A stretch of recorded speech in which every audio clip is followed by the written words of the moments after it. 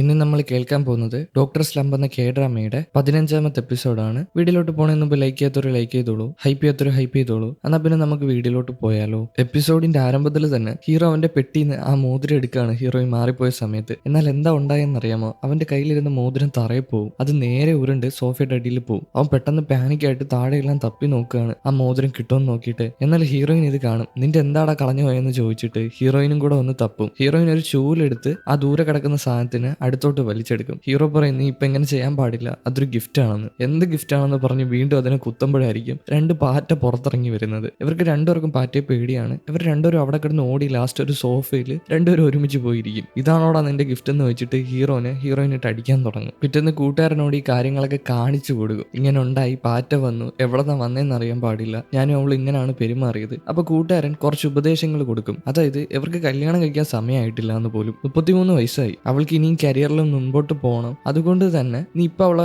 കല്യാണം കഴിക്കാൻ പാടില്ല, അവളെ പ്രപ്പോസ് ചെയ്യാൻ പാടില്ല, അവൾ നിന്നെ അക്സെപ്റ്റ് ചെയ്യത്തില്ല, ഇപ്പൊ അതിനുള്ള സമയമല്ല എന്ന് പറഞ്ഞ് അവനെ ഡീമോട്ടിവേറ്റ് ചെയ്യും. ഇതെല്ലാം കൂട്ടുകാരന്റെ എക്സ്പീരിയൻസ് എന്ന് പറയുന്നതാണെന്നാണ് കൂട്ടുകാരൻ പറയുന്നത്. ഹീറോ ഇതൊക്കെ കേട്ട് കൺവിൻസ് ആവും. ഹീറോ നേരെ ഒരു സ്റ്റോറിൽ ചെല്ലും. അതായത് അവൻ മോതിരം വാങ്ങിച്ച കടയില്ലേ, അവൾക്ക് മോതിരം കൊടുക്കണ്ട, പകരം ബ്രേസ്ലെറ്റ് കൊടുത്താൽ മതി. മോതിരം കൊടുത്ത ഒരു പ്രപ്പോസ് ചെയ്യുന്ന രീതിയിലല്ലേ, അതുകൊണ്ട് തന്നെ ബ്രേസ്ലെറ്റ് വാങ്ങാൻ വന്നിരിക്കുകയാണ്. ബ്രേസ്ലെറ്റും വാങ്ങി വീട്ടിലോട്ട് തിരിച്ചു വരുന്ന സമയത്ത് അവിടെ ഹീറോയിന്റെ അനിയൻ നിന്ന് കട വൃത്തിയാക്കുന്നുണ്ട്. അതായത് അവൻ പണ്ടത്തെ പോലെ ചുമ്മാ വായി നോക്കി നടക്കുമല്ല, പണിയെടുക്കുന്നുണ്ട്. ഇപ്പൊ മോട്ടിവേഷനിലല്ല അവൻ മുമ്പോട്ട് പൊയ്ക്കൊണ്ടിരിക്കുന്നത്, ഡിസിപ്ലിനിലാണ്. അനിയൻ ഹീറോയിനെ വിളിച്ചുകൊണ്ട് അകത്ത് വന്നിരിക്കും. വേറെ കടയിൽ നിന്ന് ഫുഡ് ഓർഡർ ചെയ്ത് തിന്നും. അവിടെ വെച്ച് അങ്കിള് ചോദിക്കും, ഹീറോയിന് പാറ്റയ്ക്കാണോ ഗിഫ്റ്റ് ആയിട്ട് കൊടുക്കുന്നത്? അതൊരു പാവം പെൺകുട്ടിയല്ലേ, അവൾ എന്തിനാ പാറ്റയ്ക്ക് കാണിച്ച് പേടിപ്പിക്കുന്നതെന്ന്. ഹീറോ അപ്പൊ കാര്യം പറഞ്ഞു കൊടുക്കും. അതായത് അവൻ മോതിരം കൊടുക്കാൻ റെഡിയായി നിന്നപ്പോഴാണ് അവന്റെ കയ്യിൽ നിന്ന് മോതിരം തെറിച്ചു പോയതെന്ന്. എന്നാൽ ഇപ്പം മോതിരം കൊടുക്കാൻ സമയമായിട്ടില്ല, അതിന് പകരം ബ്രേസ്ലെറ്റ് വാങ്ങിച്ചിട്ടുണ്ടെന്ന്. എന്നാൽ ഇത് കേൾക്കുമ്പോൾ അനിയൻ പറയും, ഹീറോയിൻ ആദ്യമായിട്ട് മെഡിക്കൽ എൻട്രൻസ് എക്സാം ക്രാക്ക് ചെയ്തതിന് ശേഷം കോളേജിൽ പോകാൻ നേരത്ത് ഹീറോയിന്റെ അമ്മ ഹീറോയിൻ ഒരു ബ്രേസ്ലെറ്റ് കൊടുത്തായിരുന്നു. എന്നാൽ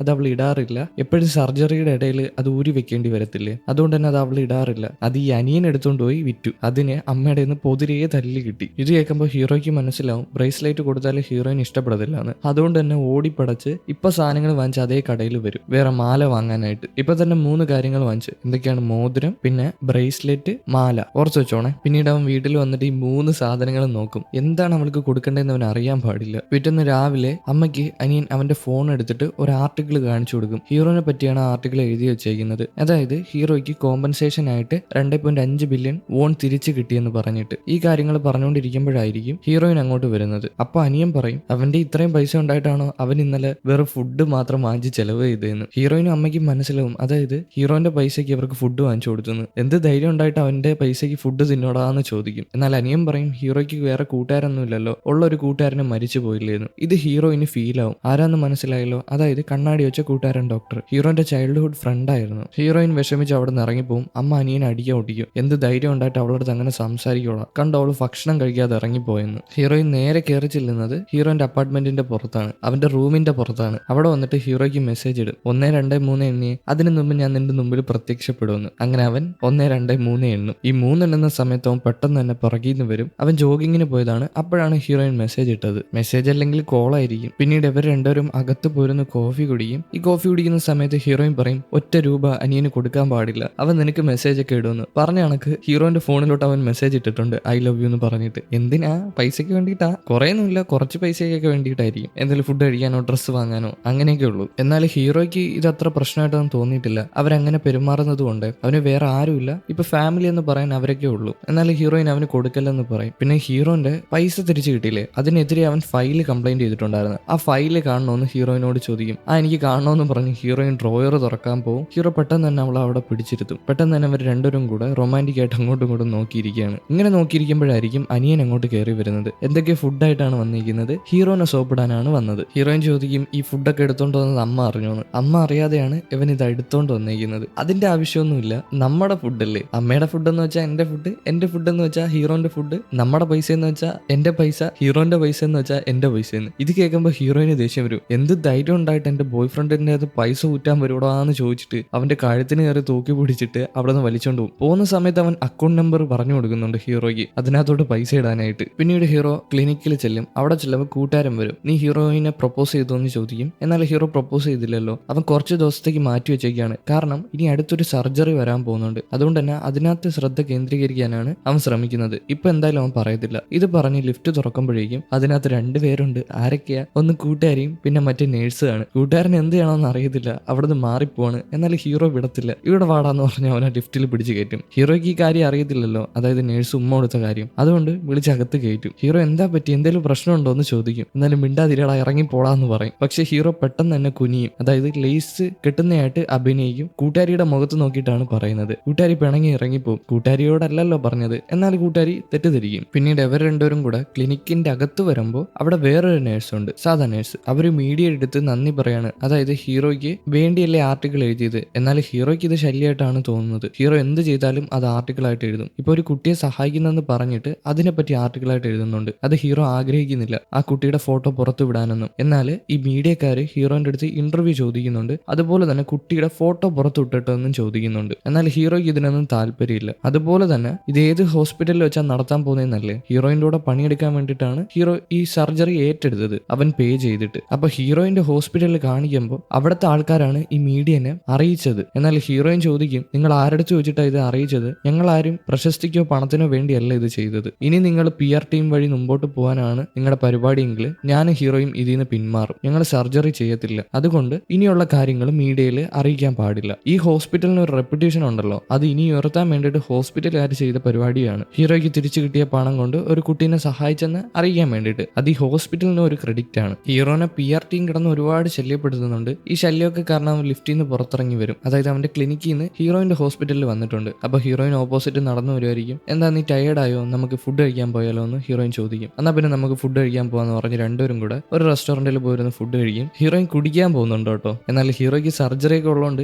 ഇപ്പൊ കുടിക്കുന്ന അത്ര ശരിയായിട്ടുള്ള കാര്യമായിട്ട് തോന്നുന്നില്ല. അപ്പോഴായിരിക്കും ഹീറോയിന്റെ ഫോണിലോട്ട് ഒരാൾ വിളിക്കുന്നത്. വിളിച്ചത് കൂട്ടുകാരിയാണ്. എനിക്ക് ഒരുപാട് വിഷമമുണ്ട്, എനിക്ക് കുടിക്കണം, എനിക്ക് നിന്റെ അടുത്ത് സംസാരിക്കണമെന്ന് പറയും. എന്നാൽ ഇവർ രണ്ടുപേരും ഈ അടുത്ത റെസ്റ്റോറന്റിലുണ്ടല്ലോ, ഇതേ സെയിം റെസ്റ്റോറന്റിന്റെ അടുത്ത് തന്നെ കൂട്ടുകാരിയുണ്ട്. കൂട്ടുകാരി ഇങ്ങോട്ട് വരട്ടോ എന്ന് ചോദിക്കും. ഹീറോ അനുവാദം കൊടുക്കും. അവൾക്ക് എന്തൊക്കെ വിഷമമുണ്ടല്ലോ, എല്ലാം കൂട്ടുകാരൻ ഡോക്ടറിനെ കാരണമാണ്. അതുകൊണ്ട് തന്നെ ഇവിടെ വെച്ച് അത് സംസാരിച്ച് തീർക്കാം, കൂട്ടുകാരൻ ഡോക്ടറിനോട് ഇതൊക്കെ പറയാമെന്നുള്ളൊരു തീരുമാനത്തിൽ കൂട്ടുകാരി ഇങ്ങോട്ട് വിളിച്ചുകൊണ്ട് വരും. കൂട്ടുകാരിക്ക് ആകെ വിഷമം, അതായത് നേഴ്സ് കൂട്ടുകാരന് ഉമ്മ കൊടുത്തില്ലേ, അതുപോലെ തന്നെ ഇന്ന് ഇറങ്ങിപ്പോവാനും പറഞ്ഞില്ലേ ലിഫ്റ്റിൽ നിന്ന്. അതുകൊണ്ട് തന്നെ രണ്ടുപേരും നന്നായിട്ടിരുന്ന് കുടിയാണ്. അവസാനം രണ്ടിന്റെ ബോധം പോവും. പുറത്തു വന്ന് ആകെ കിള്ളി പാറിയിരിക്കുകയാണ്. ഹീറോ പോയി കഴിക്കാൻ എന്തോ വാങ്ങിച്ചുകൊണ്ട് വന്നിട്ടുണ്ട്. ഈ മദ്യം മാത്രം കുടിച്ച് ജീവിക്കാൻ പറ്റത്തില്ലല്ലോ, എനർജി വേണ്ടേ. അതുകൊണ്ട് വെള്ളം വാങ്ങിച്ച് പിന്നെ കുറച്ച് ഫുഡും വാങ്ങിച്ച് അങ്ങോട്ട് വരും. ഈ വെള്ളം കൊണ്ടുവന്ന് കൂട്ടുകാരിക്ക് കൊടുക്കുമ്പോൾ കൂട്ടുകാരി ഹീറോനെ ഹീറോയിനായിട്ട് കരുതും. ഞാൻ ഹീറോയിൻ അല്ല എന്ന് പറയുമ്പോൾ എന്ന് മുതലാ നീ ഹീറോയിൻ അല്ലാത്തതെന്ന് ചോദിക്കും. അതേപോലെ ഹീറോയിൻ ഹീറോനോട് നിങ്ങൾ ആരാന്ന് ചോദിക്കും. ഞാൻ നിന്റെ ബോയ് ഫ്രണ്ട് ആണെന്ന് പറയും. എന്ന് മുതലാ നിങ്ങൾ എന്റെ ബോയ് ഫ്രണ്ട് ആയെന്ന് ചോദിക്കും. അതൊക്കെ കുറച്ച് മാസങ്ങളായെന്ന് പറയും. ഹീറോയിൻ ഉണ്ടല്ലോ ഈ കുപ്പി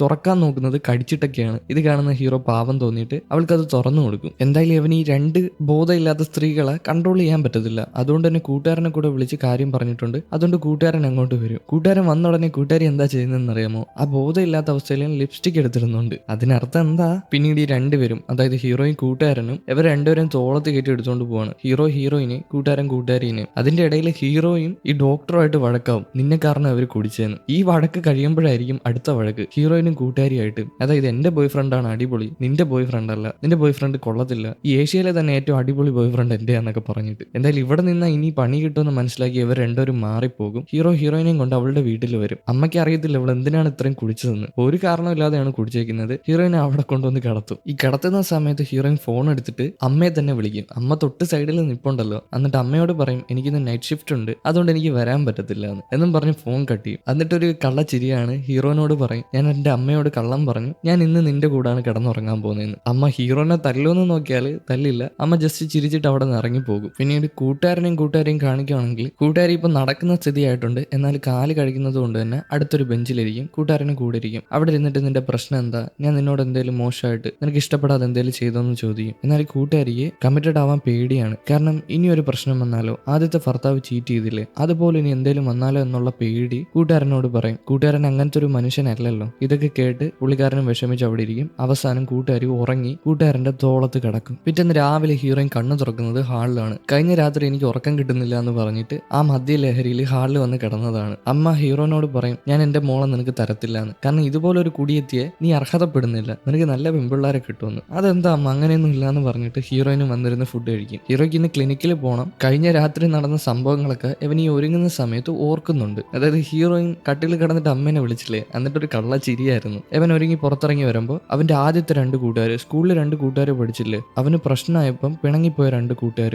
അതിലൊരുത്തം വരും. ആ കുഞ്ഞു കൂട്ടുകാരൻ വന്നിട്ട് ഹീറോനോട് ക്ഷമ പറയും. നിനക്ക് മെസ്സേജ് അയക്കണമെന്ന് ആഗ്രഹം ഉണ്ടായിരുന്നു, എന്നാൽ വഴക്കിട്ടതിന് ശേഷം എങ്ങനെയാണ് മെസ്സേജ് അയക്കണമെന്ന് അറിയാൻ പാടില്ലായിരുന്നു, എന്നോട് ക്ഷമിക്കടാന്ന് പറഞ്ഞിട്ട് ഹീറോ ക്ഷമിച്ചു കൊടുക്കും, സാരമില്ല എന്ന് പറയും. അവന് എന്തോ ബൊക്കയോ ബാസ്ക്കറ്റിൽ എന്തോ സാധനവും കൊണ്ട് കൊടുത്തിട്ടുണ്ട്. കൂട്ടുകാരനെ സമാധാനിപ്പിച്ച് അവിടെ നിന്ന് പറഞ്ഞു വിടും. ഹീറോയ്ക്ക് ആ കാര്യം മനസ്സിൽ കിടക്കുന്നുണ്ടെങ്കിലും ഇപ്പൊ ക്ഷമിച്ചു കൊടുത്തല്ലേ പറ്റത്തുള്ളൂ. താഴെ ഇറങ്ങി വരുമ്പോൾ മീഡിയ കമ്പനി വിളിക്കും അവനെ. അതായത് അവനെ ഇടയ്ക്കിടയ്ക്ക് ശല്യം ചെയ്തില്ലേ, ഇന്റർവ്യൂ ആണോന്ന് പറഞ്ഞിട്ട്, അതും പറഞ്ഞിട്ട് ക്ഷമ പറയും. ഇതിനെല്ലാം കാരണം ഹീറോയിനാണ്. ഹീറോയിൻ കഴിഞ്ഞ രാത്രി കുടിച്ചിട്ട് ഹീറോയിനോട് പറഞ്ഞിട്ടുണ്ടായിരുന്നു, നിന്നെ ആരൊക്കെ വേദനിപ്പിച്ചിട്ടുണ്ടോ അവരെല്ലാരും നിന്നെ വിളിച്ച് ക്ഷമ ചോദിക്കുമെന്ന്. ഹീറോയിൻ എല്ലാരെയും വിളിച്ചിട്ട് ഹീറോയിനെ ആരൊക്കെ വേദനിപ്പിച്ചോ അവരെല്ലാരെയും വിളിച്ചിട്ട് അവനോട് ക്ഷമ ചോദിക്കാൻ പറഞ്ഞു. അതുകൊണ്ട് തന്നെയാണ് അവരെല്ലാരും ഹീറോയിനെ വിളിച്ച് ക്ഷമ ചോദിക്കുന്നത്. പിന്നീട് ഹീറോയിൻ താഴോട്ടിറങ്ങി വരും. ഇന്നലെ നടന്നതിന്റെ ആ നാണക്കേടൊക്കെ ഉണ്ട്. എന്തായാലും ആദ്യം അവൾ അങ്ങോട്ടും ഇങ്ങോട്ടും നടന്നിട്ട് പിന്നെ ഹീറോന്റെ കൂടെ തന്നെ ഹോസ്പിറ്റലിൽ പോകും. സീൻ കട്ട് ചെയ്താൽ അടുത്ത സീനിൽ ഹോസ്പിറ്റലാണ് കാണിക്കുന്നത്. ഹീറോ സർജറിക്ക് ഹോസ്പിറ്റലിൽ വന്നിട്ടുണ്ട്. അവിടെ വേറൊരു സീനിയർ ഡോക്ടർ ഉണ്ട്. അതായത് ഹീറോനെ കാട്ടിയും വലിയ ഡോക്ടറാണ്, പ്രായമുണ്ട്. അതുകൊണ്ട് തന്നെ ആ എക്സ്പീരിയൻസ് ഉണ്ട്. ആ ഡോക്ടർ ഹീറോനോട് പറയും, നീ വേണം സർജറി ഏറ്റെടുക്കാനെന്ന്. അതായത് സർജറി മുമ്പിൽ നിന്നിട്ട് ലീഡ് ചെയ്യാനായിട്ട്. ഹീറോ ആദ്യം ഒന്നും മടിച്ചെങ്കിലും പിന്നെ സമ്മതിക്കും. അത് കഴിഞ്ഞിട്ട് ഇവരെല്ലാരും കൂടെ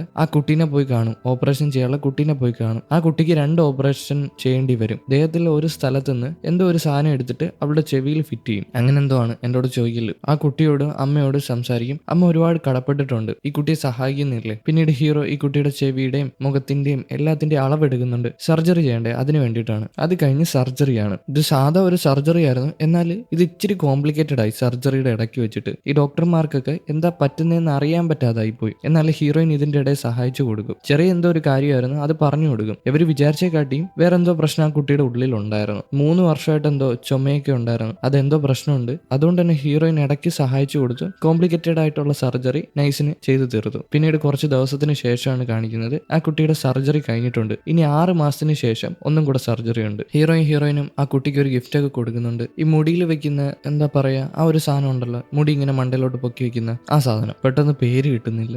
കിട്ടി, ബോ. ആ കുട്ടിയോടും അമ്മയോട് ടാറ്റ പറഞ്ഞ് കുമ്പിട്ട് അവരെ പറഞ്ഞു വിടും. പിന്നീട് രാത്രി അവന്റെ 2 കൂട്ടുകാരെ കാണിക്കുകയാണ്. അവന്മാരുള്ള ജോലിയൊക്കെ വിട്ടെറിഞ്ഞ് ഇപ്പം ഈ സ്ട്രീറ്റ് ഫുഡ് വിൽക്കുന്ന ചെറിയൊരു വാനിലാണ് വർക്ക് ചെയ്യുന്നത്. അത് അവന്മാര് സ്വന്തമായിട്ട് തുടങ്ങിയതാണ്, എന്നാൽ ആ വാനിലാണ് ഇപ്പം വർക്ക് ചെയ്യുന്നത്. ഇതിൽ നാണിക്കേണ്ട കാര്യമൊന്നുമില്ല, പക്ഷെ നാണിക്കേണ്ട ഒരു കാര്യമുണ്ട്. ഇപ്പൊ ഇത് സ്റ്റാർട്ട് ചെയ്തിട്ട് വർഷങ്ങളോളം ഈ വാനിലാണ് വിൽക്കാൻ പോകുന്നതെങ്കിൽ അത് നാണിക്കണം. ഇതിനെ ബിൽഡ് ചെയ്ത് പതിയെ വലുതാക്കി കൊണ്ടുവരാണെങ്കിൽ അവർ അടിപൊളിയാണ്, ഞാൻ സമ്മതിച്ചു കൊടുക്കും, അവർ അടിപൊളിയാണെന്ന്. നമ്മൾ വളരാൻ ശ്രമിക്കണം, എന്നല്ലേ രക്ഷപ്പെടത്തുള്ളൂ. അതിപ്പോ ഏത് കാര്യത്തിലായിരുന്നാലും ഇമ്പ്രൂവ് ആയിക്കൊണ്ടേ ഇരിക്കണം. ഓരോ ദിവസവും ഇമ്പ്രൂവ് ആയി വന്നാൽ അടിപൊളിയായിരിക്കും. അതിപ്പോ ഏത് കാര്യമായിരുന്നാലും ഇന്ന ജോലിക്ക് ഇന്ന മഹത്വമൊന്നുമില്ല, അത് മനസ്സിലാക്കുക. എല്ലാ മനുഷ്യരും ഒരുപോലാണ്, എല്ലാവരോടും ഒരുപോലെ പെരുമാറുക. കൂട്ടുകാരെ കാണാനായിട്ട് ഹീറോ വരും. ഹീറോനെ കണ്ടോണ്ടേ അവന്മാർ 2 വന്ന് കെട്ടിപ്പിടിക്കും. ഒരു പ്രശ്നം വന്നപ്പോൾ അവന്മാർ 2 ഹീറോനെ മാറ്റി നിർത്തിയല്ലായിരുന്നു. എന്നാൽ ഇപ്പൊ ഹീറോ സെറ്റായപ്പോൾ അവന്മാർ തിരിച്ചു വന്നിട്ടുണ്ട്. അന്ന് മാറ്റി നിർത്തിയത് ആലോചിച്ച് അവന്മാർക്ക് കുറ്റബോധമുണ്ട്. എന്തായാലും അവന്മാർ 3 അതായത് ഹീറോയും എമ്മാരും എല്ലാവരും കൂടെ ഒരു കടയിൽ പോയിരുന്ന് ഭക്ഷണം കഴിക്കുകയും ചെയ്യും, കുടിക്കുകയും ചെയ്യും. അതിൽ ഹീറോനെ മാറ്റി നിർത്തിയതിനു ശേഷം ആ പൊക്കമുള്ള കൂട്ടുകാരനില്ലേ, അവന്റെ അമ്മയ്ക്ക് ക്യാൻസർ വന്നു. അത് കഴിഞ്ഞ് അവന്റെ ഭാര്യ പ്രഗ്നന്റ് ആയി. ഇപ്പൊ കുഴപ്പമൊന്നുമില്ല, അമ്മയ്ക്കും കുഴപ്പമില്ല, ഭാര്യയും കുഴപ്പമില്ല, പിന്നെ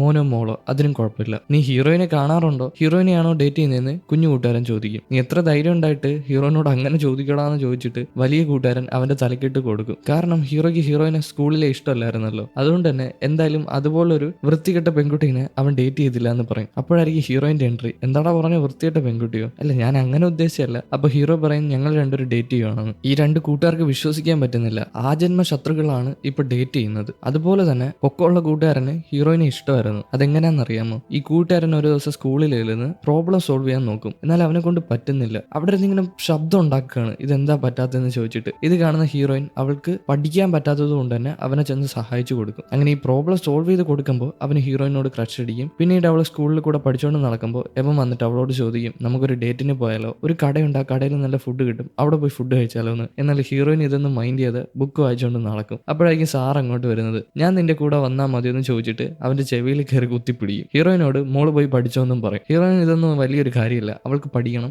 ഇത് ഹീറോയിനോട് ബാക്കി 2 കൂട്ടുകാർ പറയും. അതായത് ചെറിയൊരു ഇൻസിഡന്റ് ആണ്. ഹീറോയ്ക്ക് അസൂയ തോന്നും, എന്തുവാടാ ഇങ്ങനെയൊക്കെ നടന്നു. ഹീറോ അങ്ങനെ ജലസിൽ ഇരിക്കുമ്പോഴായിരിക്കും ഹീറോന്റെ കാര്യം ഹീറോയിനോട് പറയുന്നത്. അതായത് ഹീറോയിൻ എപ്പോഴും ഹീറോയിനെ പറ്റി കുറ്റം പറയായിരുന്നു. അവളല്ല അടിപൊളി, ഞാനാണ് അടിപൊളി, മാത്സിൽ ഞാനാണ് അടിപൊളി, കാൽക്കുലസ് ഞാൻ അടിപൊളിയായിട്ട് ചെയ്യും, എന്നാൽ അവൾ ഒരു മണ്ടിയാണെന്ന്. പക്ഷെ ഇതിനെല്ലാം സപ്പോർട്ടായിട്ട് കൂട്ടുകാർ കാണും. ഒരിക്കലും കൂട്ടുകാർ ഹീറോയിനെ കുറ്റം പറഞ്ഞിട്ടില്ല, എന്നാൽ എല്ലാ കുറ്റവും പറഞ്ഞത് ഹീറോയാണ്. ഇപ്പൊ ഈ കള്ളങ്ങളെല്ലാം ഇവിടെ പൊളിഞ്ഞു. ഹീറോയിൻ അവനെ തൂക്കും. നീ എന്നെ അങ്ങനെയൊക്കെ പറഞ്ഞോടാന്ന് ചോദിക്കും. പിന്നീട് ഹീറോയിനും വീട്ടിലോട്ട് പോകുമ്പോൾ ഹീറോയ്ക്ക് എന്തോ ജലസ് പോലെ. കാരണം കുറെ ആൺകുട്ടികൾ ഹീറോയിന്റെ പിറകെ നടന്നിട്ടില്ലേ, അവൾ അത്രയും സുന്ദരിയായിരുന്നു. അതുകൊണ്ട് തന്നെ നീ വേറെ ആരെങ്കിലും ഡേറ്റ് ചെയ്തിട്ടുണ്ടോ എന്ന് ചോദിക്കും ജലസ് അടിച്ചിട്ട്. ഹീറോയിൻ പറയും ആ ഉണ്ട്. ആരാ അത്? അയൽപക്കത്തുള്ള ഒരു ചേട്ടനായിരുന്നു. എത്ര ദിവസത്തെ ഡേറ്റിംഗ് ആണ്? 5 മണിക്കൂറത്തെ ഡേറ്റിംഗ്. ആ ചേട്ടൻ എനിക്ക് കോട്ടൊക്കെ തന്നിട്ടുണ്ടായിരുന്നു എന്ന് പറയും. അപ്പൊ ഹീറോ അവന്റെ ഷർട്ടും പാന്റും എല്ലാം ഊരാൻ തുടങ്ങും. അയാളെ നിനക്ക് കോട്ടല്ലേ തന്നോളൂ, ഞാൻ നിനക്ക് എന്റെ എല്ലാം തരാന്ന് പറഞ്ഞ് കോട്ടൊക്കെ ഊരി കൊടുക്കാൻ നോക്കും. എന്നാൽ ഹീറോയിൻ ഇതൊന്നും മൈൻഡ് ചെയ്യാതെ അവനെ പിടിച്ചോണ്ട് പോകും. പബ്ലിക്കിൽ നിന്നിട്ടാണോ ഡ്രസ്സൊക്കെ ഊരി കളയുന്നത്. അടുത്ത സീനിൽ കൂട്ടുകാരനെ കാണിക്കുകയാണ്. കൂട്ടുകാരിക്ക് മെസ്സേജ് ഇടാൻ നോക്കും. അതായത് അന്ന് ലിഫ്റ്റിൽ വെച്ച് നടന്ന കാര്യങ്ങളും അതുപോലെ തന്നെ നേഴ്സ് അറിയാതെ കിസ് ചെയ്തതാ എന്നൊക്കെ മെസ്സേജ് ഇടാൻ നോക്കും. ഇതിന്റെ ഇടയിൽ മോള് കൂട്ടുകാരനെ മെസ്സേജ് ഇടും. അതായത് അച്ഛാ ഞാനിപ്പം വീട്ടിൽ വരും, പെട്ടെന്ന് തന്നെ കഴിക്കാനായിട്ട് എന്തെങ്കിലും ഓർഡർ ചെയ്ത് വെക്കാൻ. എന്നിട്ട് ഓരോ ഡിഷിന്റെ പേരായിട്ട് ഇങ്ങനെ പറഞ്ഞുകൊണ്ടിരിക്കുകയാണ്. അവസാനം മെസ്സേജ് അയച്ച് മാറി മോൾക്ക് മെസ്സേജ് പോകും. കൂട്ടുകാരിക്ക് മെസ്സേജ് അയച്ചത് എനിക്ക് നിങ്ങളെ ഇഷ്ടമാണെന്ന് പറഞ്ഞിട്ട്. അപ്പോഴായിരിക്കും മോൾ അകത്തോട്ട് കയറി വരുന്നത്. എങ്ങനെയും ഇത് ഡിലീറ്റ് ആക്കണമല്ലോ. പക്ഷെ മോൾ ആൾറെഡി ഇത് കണ്ടു കഴിഞ്ഞു. അച്ഛാ നിങ്ങൾക്ക് ആ സ്ത്രീനെ ഇഷ്ടമാണോ എന്ന് ചോദിക്കും. ആ കേക്ക് തന്ന ആ സ്ത്രീ മോൾക്ക് എതിർപ്പൊന്നുമില്ല. കൂട്ടുകാരിയല്ലേ, കൂട്ടുകാരനോട് മോൾക്ക് ക്രെഡിറ്റ് കാർഡും അതുപോലെ തന്നെ ഇത്ര രൂപ മാസം കൊടുക്കണം, പിന്നെ അവരുടെ ഇഷ്ടങ്ങളൊക്കെ വേറെയാണെന്നൊക്കെ പറഞ്ഞു കൊടുത്തത്. അതിൽ കൂടെ തന്നെ മോൾക്ക് മനസ്സിലായി കൂട്ടുകാരി നല്ലൊരാളാണെന്ന്. അതുകൊണ്ട് തന്നെ കുറച്ച് ടിപ്പ് പറഞ്ഞു കൊടുക്കുകയാണ്. ഒരിക്കലും കൂട്ടുകാരിയെ കാണാൻ പോകുമ്പോൾ ഒഴിഞ്ഞ കൈയോടെ പോവല്, പകരം ഒരു പൂവോ ചെറിയൊരു പൂ എടുത്തുകൊണ്ട് പോകണം, ഒരു ബൊക്കെ പോലെ. പിന്നെ എപ്പോഴും നല്ല രീതിയിൽ മണക്കണം, നല്ല രീതിയിൽ സ്പ്രേ ഒക്കെ അടിച്ചിട്ട് വേണം കൂട്ടുകാരിയുടെ മുമ്പിൽ പോകാൻ, എന്നാലും കൂട്ടുകാരി ഇംപ്രസ് ആവത്തുള്ളൂ. അങ്ങനെ മോളുടെ നിന്ന് ടിപ്പും വാങ്ങിച്ച് ഒരു ഫ്ലവറും വാങ്ങിച്ച്, ഒന്നല്ല ഒരു ബൊക്കയും വാങ്ങിച്ചിട്ട് ചെറിയൊരു ബൊക്ക നേരെ ഓടി കൂട്ടുകാരിയുടെ അടുത്ത് ചെല്ലും. കൂട്ടുകാരി ഒരിടത്ത് കാത്തു നിൽപ്പുണ്ട്. വിളിച്ചു വരുത്തിയതാണ് ഒരു കാര്യം പറയാനുണ്ടെന്ന് പറഞ്ഞിട്ട്. ഈ ഓടുന്ന സമയത്ത് അവിടുത്തെ എന്തോ ഒരു സാധനത്തിൽ ചവിട്ടി തെറ്റി കൂട്ടുകാരി ചെന്ന് ഉമ്മ വയ്ക്കും. പക്ഷെ കൂട്ടുകാരി ദേഷ്യപ്പെടുത്തൊന്നുമില്ല. ഇത് പെട്ടെന്നായി പോയല്ലോ എന്ന് ചോദിക്കും. അവിടെ വെച്ച്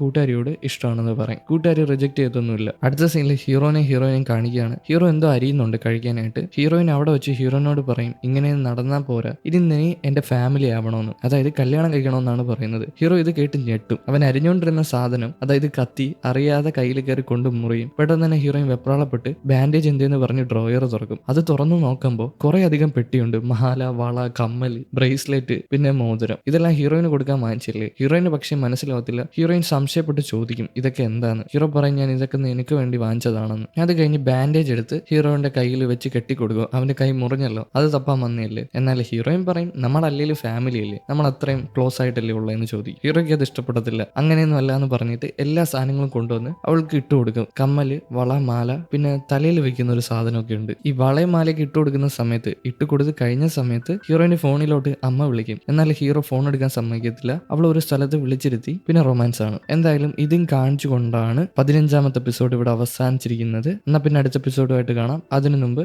വീഡിയോ ലൈക്ക് ചെയ്യാത്തവർ ലൈക്ക് ചെയ്തോളൂ, ഹൈപ്പ് ചെയ്യാത്തവർ ഹൈപ്പ് ചെയ്തോളൂ. അപ്പോൾ ഓക്കെ, ബൈ.